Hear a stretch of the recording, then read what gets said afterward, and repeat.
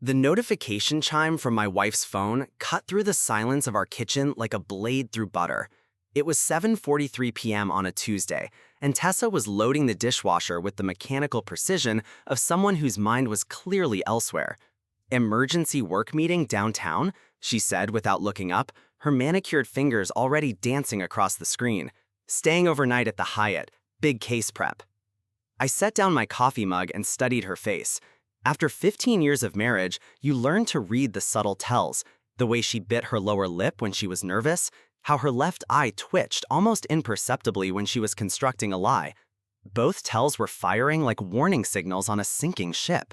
"Which case?" I asked, keeping my voice casual. "The Morrison merger or the Patterson divorce?" She paused for just a fraction of a second too long. "Morrison. You know how demanding corporate clients can be." The thing is, I'm a mechanical engineer.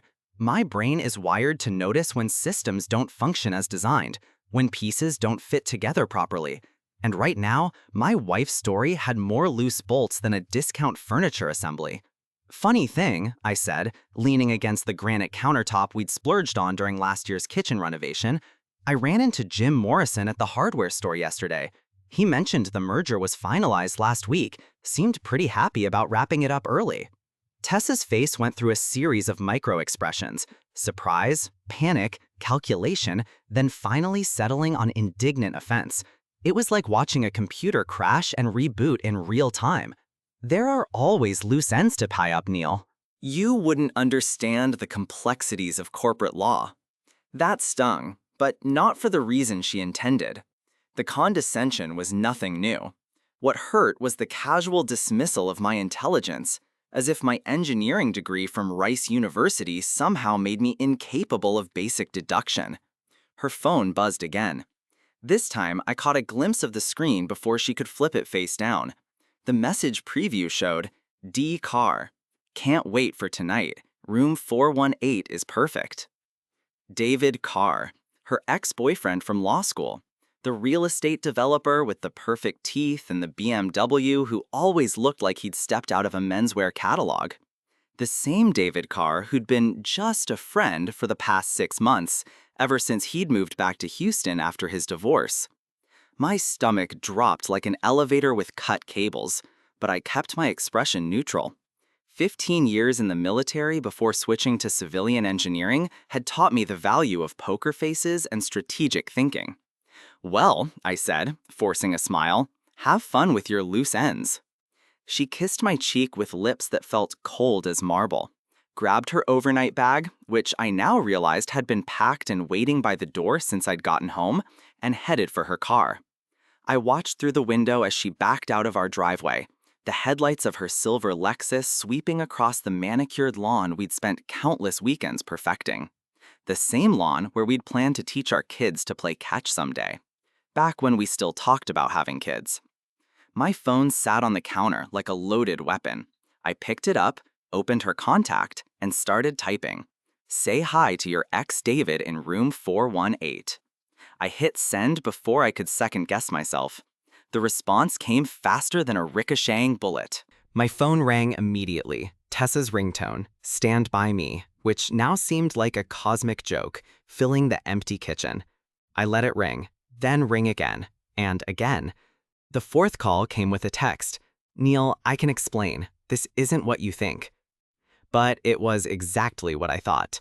And as I stood in our kitchen, surrounded by the life we'd built together, the expensive appliances, the family photos, the grocery list on the refrigerator that included wine for anniversary dinner next week, I realized that everything I'd believed about my marriage had been as carefully constructed and ultimately fragile as a house of cards.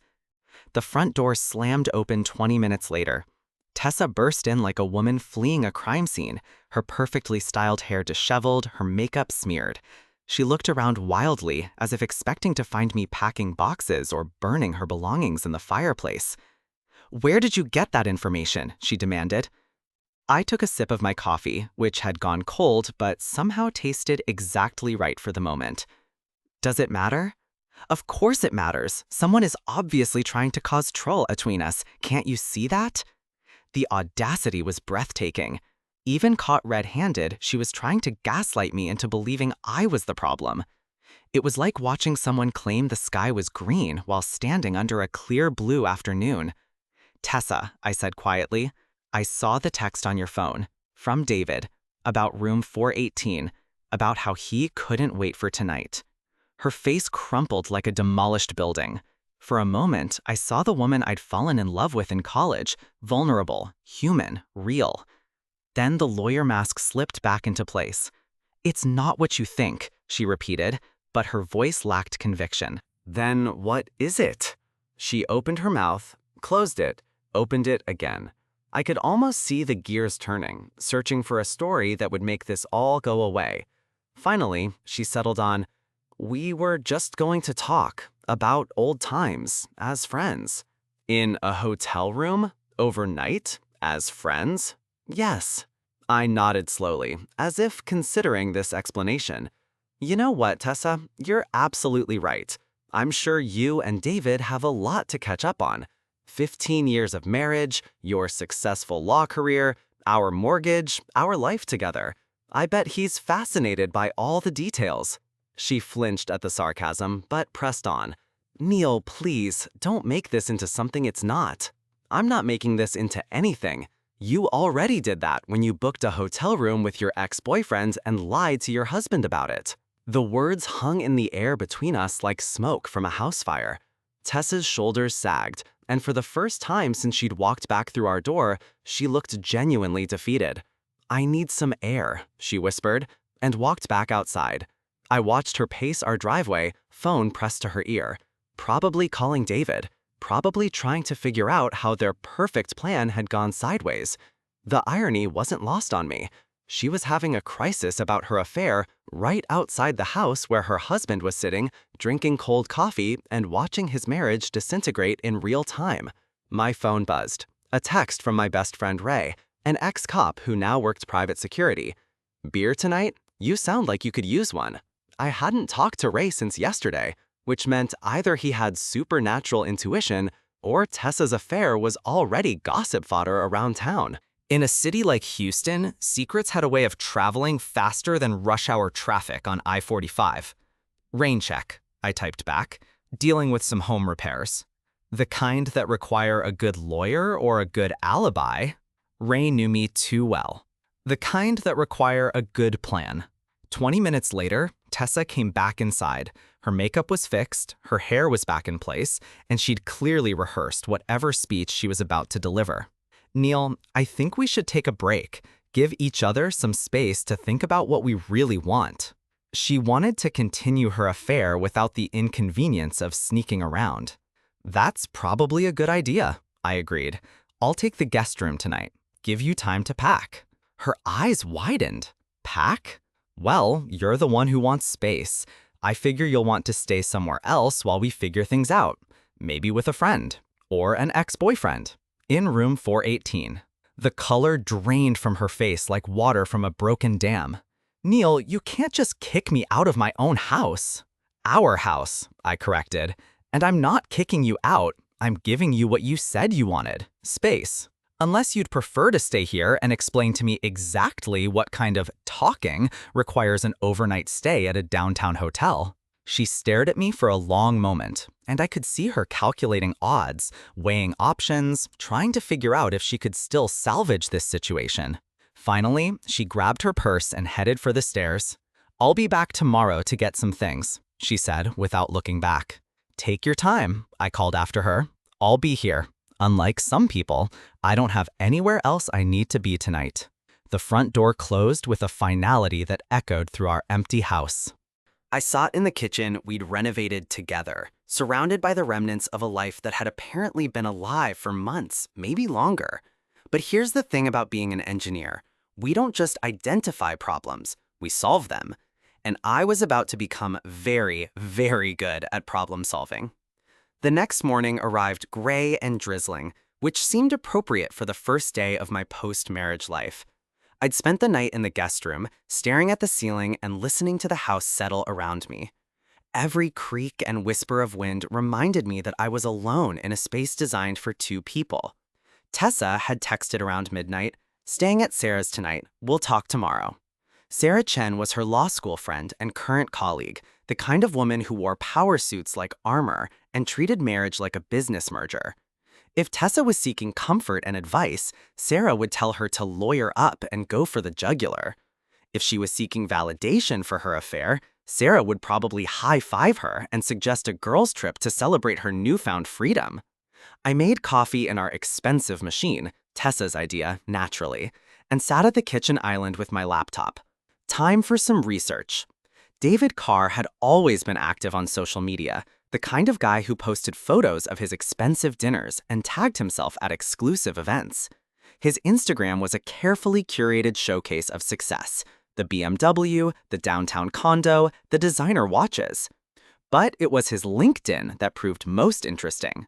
According to his professional profile, David's real estate development company had been struggling since his divorce. 3 major deals had fallen through in the past year, and he'd had to lay off half his staff. It wasn't just the affair. It was the systematic deception, the careful planning, the way she'd been living a completely separate life while I'd been focused on our marriage, our future, our shared goals. "How many people do you think knew?" I asked. Ray's expression darkened. "In my experience, more than you want to believe. Affairs don't happen in a vacuum. Someone always knows. Friends, coworkers, family members. The question is whether they'll admit it." My phone buzzed. A text from Tessa. "Coming by at 6 to get some clothes and talk. Please be reasonable about this."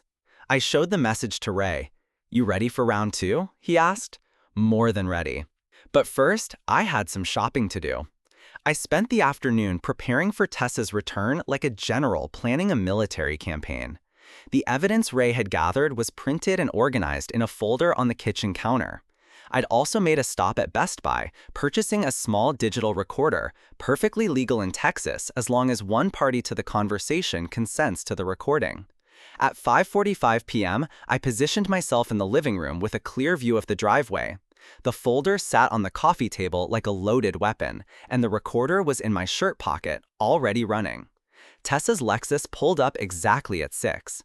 Through the window, I could see her checking her makeup in the rearview mirror, taking deep breaths like an actor preparing for a difficult scene.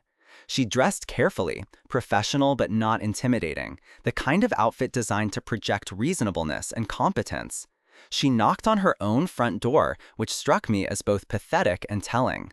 "It's open," I called. She entered cautiously, as if expecting to find the furniture rearranged or her belongings thrown on the lawn. I felt something break inside my chest, like a support beam giving way under too much weight. The woman I'd loved for 15 years, the woman I'd built a life with, had been systematically betraying me for months, and she hadn't even bothered to keep count of how many times. "Who else knows?" "What do you mean?" "I mean, who else knows about your affair? Sarah? Your sister? Your colleagues?" Tessa turned around, her face streaked with mascara. "A few people suspected something, but I never told anyone directly." "Suspected something? Because you weren't exactly subtle about it." "We were careful." "You were careless. You used our joint credit card to pay for hotel rooms where you could cheat on your husband. You called your lover from our house while I was in the next room. You bought lingerie for another man with our money. If that's your idea of careful, I'd hate to see what reckless looks like." She collapsed back onto the couch, sobbing openly now. "I'm sorry, Neil. I'm so sorry. I know I've hurt you, and I know I've made terrible mistakes. But we can work through this. We can go to counseling. We can rebuild." "No." The word came out harder and more final than I'd intended. Tessa looked up at me with surprise and something that might have been fear. "No. I'm not interested in rebuilding anything with someone who's been lying to me for 4 months. I'm not interested in counseling with someone who's been sleeping with her ex-boyfriend in downtown hotels while her husband renovates their closet." "Neil, please, I love you." "You love me? You have a funny way of showing it. I made a mistake, a terrible, stupid mistake, but it doesn't change how I feel about you, about us." I stood up and walked to the window where she'd been standing moments before. Outside, our neighbor, Mrs. Patterson, was walking her dog, living her normal life in her normal marriage where her husband probably wasn't discovering evidence of a months-long affair. "Here's what's going to happen," I said without turning around. "You're going to pack whatever you need for the next few weeks. You're going to find somewhere else to stay. Sarah's house, David's condo, a hotel, I don't care where. And you're going to give me some time to figure out what I want to do next. And then what? Then we'll see if there's anything left worth saving." It was a lie, but it was the kind of lie that would buy me time to plan my next moves. Because sitting in that living room, surrounded by the evidence of her betrayal, I'd realized something important. I didn't just want my marriage to end. I wanted David Carr and everyone who'd enabled this affair to understand exactly what it felt like to have their lives destroyed by someone they'd underestimated. Tessa went upstairs to pack. I stayed in the living room, listening to drawers opening and closing, hangers scraping across closet rods, the sounds of my wife preparing to leave our home for an indefinite period. When she came back downstairs with 2 suitcases, she paused at the front door. "For what it's worth," she said quietly, "I really am sorry." "So am I," I replied. "Sorry I trusted you. Sorry I believed you. Sorry I wasted 15 years of my life on someone who could betray me so easily." She flinched again, but didn't respond. The door closed behind her with a soft click, and I was alone again in the house we'd shared, surrounded by the evidence of her deception and the growing certainty that this was far from over. I pulled out my phone and called Ray. "How did it go?" he asked. "She's gone." My colleagues asked about Tessa. We'd been to enough company events together that her absence would be noticed, and I gave them a carefully prepared story about her working on a big case that required long hours. The lies came easier than I'd expected. Maybe I was learning from my wife's example. Tuesday afternoon, I drove downtown to David's office building, a glass tower in the business district that looked impressive from the outside, but housed mostly struggling startups and small firms that couldn't afford premium real estate. David's company occupied half of the 15th floor, which sounded prestigious until you realized the other half was vacant. I didn't go inside. Instead, I positioned myself in the coffee shop across the street and watched the building's entrance, learning David's patterns.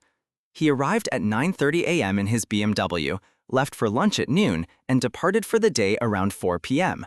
For a man supposedly running a successful business, he kept remarkably short hours. Wednesday morning brought the first phase of my plan into action. I'd spent the previous evening researching David's current business associates and discovered something interesting.